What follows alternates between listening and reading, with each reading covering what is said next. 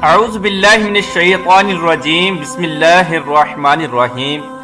اللہ تبارک و تعالیٰ کے نام سے شروع جو بڑا مہربان اور نہایت رحم کرنے والا ہے۔ تاریخ کے پنوں کی سیاہی بننے والا فرعون جو کبھی یہ دعویٰ کیا کرتا تھا انا ربکم الاعلی، یعنی میں ہوں سب سے بڑا خدا، اللہ تبارک و تعالیٰ نے اس کو ہلاک کر کے اور دنیا کے لیے عبرت کا نشان بنا کر یہ ثابت کر دیا کہ سب سے بڑا خدا کون ہے۔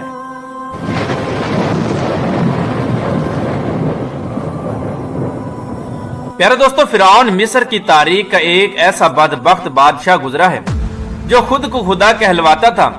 اور زبردستی لوگوں سے اپنی پوجا کرواتا تھا اور مسلمانوں پر ظلم و ستم کی انتہا کیا کرتا تھا۔ اس بدبخت فرعون کی بدبختی کا اندازہ اس بات سے لگایا جا سکتا ہے کہ جب اللہ تبارک و تعالیٰ نے اس کو ہلاک کیا اور دنیا کے لیے عبرت کا نشان بنایا تو اس کی لاش کو نہ پانی نے قبول کیا اور نہ ہی زمین نے قبول کیا، بلکہ اس بدبخت کی لاش یوں ہی قیامت تک سڑتی رہے گی اور دنیا کے لیے عبرت کا نشان بنی رہے گی۔ پیارے دوستو، آج کی اس ویڈیو میں ہم آپ کو بتائیں گے کہ فرعون کی شادی کیسے ہوئی اور فرعون نے کس طرح مصر کی سب سے خوبصورت عورت سے شادی کی اور فرعون میں سے کتنی اولاد پیدا ہوئی اور اس کائنات کے سب سے بڑے کافر کی بیوی کو اللہ تبارک و تعالی نے جنت کیوں عطا فرمائی، اور وہ کون سا ایسا کام تھا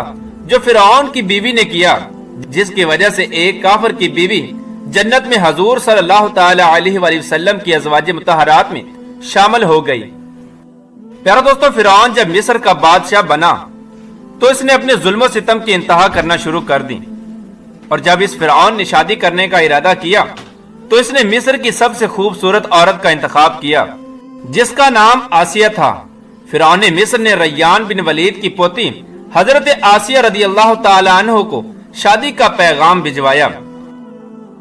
یاد رہے کہ ریان بن ولید وہی بادشاہ تھا جو حضرت یوسف علیہ السلام کے دور میں مصر کا بادشاہ ہوا کرتا تھا، اور وہ حضرت یوسف علیہ السلام پر ایمان لے آیا تھا اور اس نے حضرت یوسف علیہ السلام کو عزیز مصر بنا دیا تھا۔ خیر، جب حضرت آسیہ رضی اللہ تعالی عنہ کو فرعون نے شادی کا پیغام دیا تو یہ ان کے والد اور حضرت آسیہ رضی اللہ تعالی عنہ کو بھی ناگوار گزرا، کیونکہ فرعون مصر کے اندر پہلے دن سے ہی ظلم اور بربریت کے لیے مشہور تھا۔ لیکن فرعون چونکہ مصر کا بادشاہ تھا، اس نے اپنی بادشاہت کے زور پر جبرن حضرت آسیہ رضی اللہ تعالی عنہ سے شادی کر لی اور دھمکی دی کہ اگر حضرت آسیہ رضی اللہ تعالی عنہ نے فرعون سے شادی نہ کی تو فرعون ان کے والدین کو قتل کر دے گا۔ خیر، فرعون نے اپنی بادشاہت کے زور پر حضرت آسیہ رضی اللہ تعالی عنہ سے شادی تو کر لی، لیکن شادی ہونے کے بعد بھی اللہ تبارک و تعالی نے حضرت آسیہ رضی اللہ تعالی عنہ کو فرعون سے محفوظ رکھا اور وہ آپ پر قادر نہ ہو سکا۔ اس کے بارے میں مفسرین لکھتے ہیں کہ شادی کی پہلی ہی رات جب فرعون حضرت آسیہ رضی اللہ تعالی عنہ سے ہم بستری کرنے کے لیے کمرے میں داخل ہوا تو اللہ تبارک و تعالی نے اس پر نیند کا ایسا غلبہ ڈالا کہ وہ ساری رات ہی سویا رہا، اور کچھ کتابوں میں یوں لکھا ہے کہ اللہ تبارک و تعالی نے فرعون کو نامرد کر دیا تھا، جس کی وجہ سے وہ حضرت آسیہ رضی اللہ تعالی عنہ سے صحبت نہ کر سکا، اور اس طرح اللہ تبارک و تعالی نے حضرت آسیہ رضی اللہ تعالی عنہ کی عصمت کو محفوظ رکھا۔ اور بعض روایات میں آتا ہے کہ فرعون کو ایک ایسی بیماری لاحق ہو گئی تھی جس کی وجہ سے مصر کے طبیبوں نے اس کو ساری عمر کے لیے صحبت کرنے سے منع کر دیا تھا۔ چونکہ حضرت آسیہ رضی اللہ تعالی عنہ اس بادشاہ کی نسل میں سے تھی جس بادشاہ نے حضرت یوسف علیہ السلام کے دور میں اسلام قبول کر لیا تھا، لہٰذا حضرت آسیہ رضی اللہ تعالی عنہ ایک پاک دامن اور نیک خاتون تھی۔ ایک طرح سے یہ حضرت آسیہ رضی اللہ تعالی عنہ کی کرامت ہی تھی کہ اللہ تبارک و تعالی نے حضرت آسیہ رضی اللہ تعالی عنہ کو فرعون کے ناپاک جسم سے محفوظ رکھا۔ پیارے دوستو، اب بات کرتے ہیں کہ فرعون کی کتنی اولاد تھی۔ بعض روایات میں فرعون کی ایک بیٹی کا ذکر ملتا ہے، لیکن وہ بیٹی در حقیقت فرعون کی اولاد میں سے نہیں تھی۔ آپ کو یہ بتاتے چلیں کہ وہ لڑکی انہوں نے کسی سے لے کر پالی تھی، چونکہ حضرت آسیہ رضی اللہ تعالی عنہ کو اللہ تبارک و تعالی نے فرعون سے محفوظ رکھا تھا، اس وجہ سے ان سے کوئی اولاد پیدا نہیں ہوئی۔ پیارے دوستو، اب بات کرتے ہیں کہ دنیا کے سب سے بڑے کافر یعنی فرعون کی بیوی کو اللہ تبارک و تعالی نے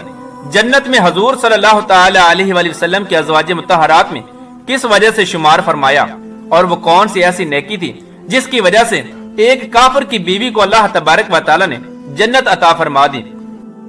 اس واقعے کا پس منظر کچھ یوں ہے کہ ایک رات فرعون نے خواب میں دیکھا کہ اس کا محل نابود ہو گیا ہے۔ خوف اور وحشت سے اس کا پورا وجود لرزنے لگا۔ فرعون نے نجومیوں کو بلا کر ان سے خواب کی تعبیر پوچھی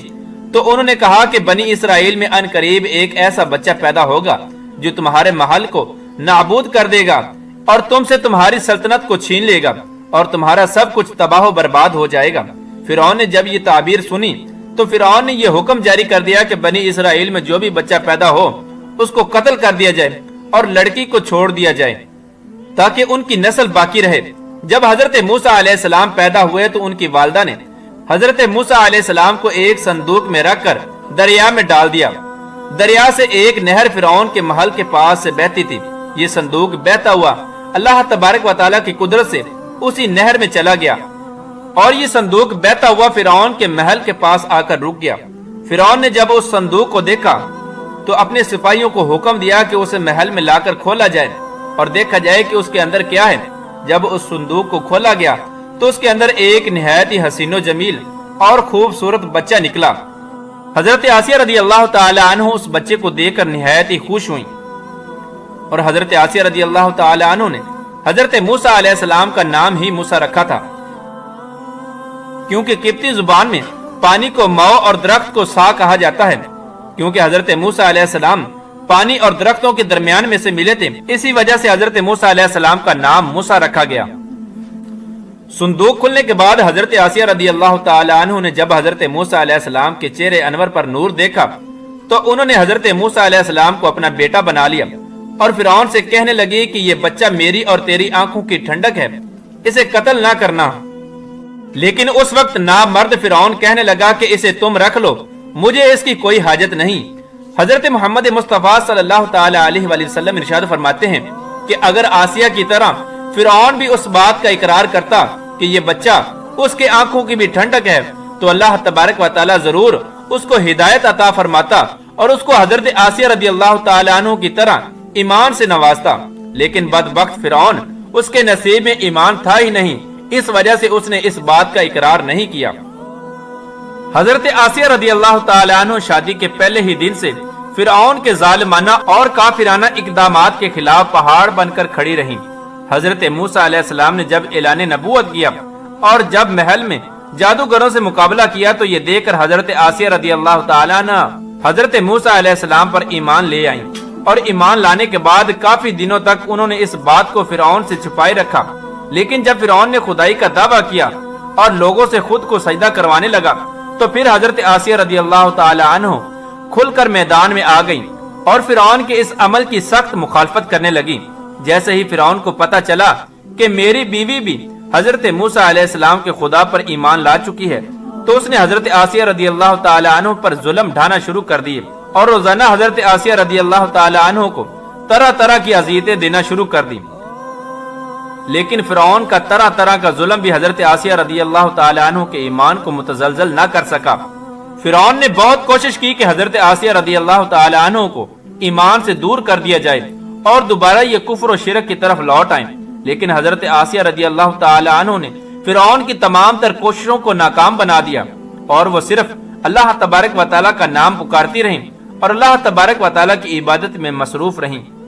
اور ان کے علاوہ جو بھی حضرت موسیٰ علیہ السلام پر ایمان لے آتا فرعون اس پر طرح طرح کے ظلم کرتا اور ان کو طرح طرح کی تکالیف پہنچاتا۔ ایک مرتبہ فرعون نے حضرت موسیٰ علیہ السلام پر ایمان لانے والے ایک شخص کو، جسے قرآن کریم میں مومن آل فرعون کے نام سے یاد کیا جاتا ہے، بڑی بے دردی کے ساتھ قتل کر دیا، جس کے بعد حضرت آسیہ رضی اللہ تعالی عنہ کے صبر کا پیمانہ جھلک اٹھا اور کھلم کھلا حضرت آسیہ رضی اللہ تعالی عنہ فرعون کی مخالفت کرنے لگیں۔ فرعون نے جب یہ دیکھا کہ اس کی بیوی کھلم کھلا اس کی مخالفت کر رہی ہے تو فرعون کے اندر غضب کی آگ بھڑک اٹھی اور اس نے اپنی بیوی کو بہت ہی دردناک طریقے سے اذیتیں پہنچانا شروع کر دی۔ اس ظالم بادشاہ نے اس پاک دامن خاتون پر بڑے بڑے عذاب ڈھائے، ان کو بہت زیادہ مارا اور زد و کوب کیا۔ اور اپنے ظلم کی انتہا یہاں تک کر دی کہ حضرت آسیہ رضی اللہ تعالیٰ عنہ کے دونوں ہاتھوں اور دونوں پیروں کے اندر لوہے کی کیلیں ٹھوک کر چاروں کونوں میں اس طرح جکڑ دیا کہ حضرت آسیہ رضی اللہ تعالیٰ عنہ ہل بھی نہ سکتی تھی، اور بھاری پتھر آپ کے سینے پر رکھ کر ان کو گرم ریت کے اندر لٹا دیا اور پانی بند کر دیا۔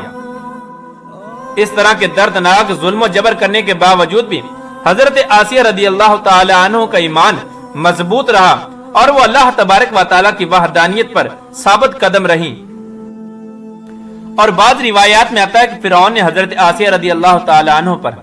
اس قدر ظلم کیا کہ حضرت آسیہ رضی اللہ تعالی عنہ کی